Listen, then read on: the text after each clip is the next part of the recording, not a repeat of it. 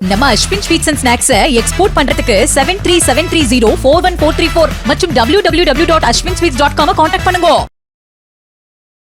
திருவாரூர் மாவட்டம் நன்னிலம் தொகுதியில் அதிமுக வேட்பாளரும் முன்னாள் அமைச்சருமான காமராஜ், வலங்கைமான், குடவாசல், நன்னிலம் உள்ளிட்ட பகுதிகளில் வாக்கு சேகரித்தார். வடக்குடி பகுதிக்கு பேருந்து சேவை கோரிய அப்பகுதி மக்களிடம் தான் வெற்றி பெற்றதும் செய்து தருவதாக வாக்குறுதி அளித்தார்.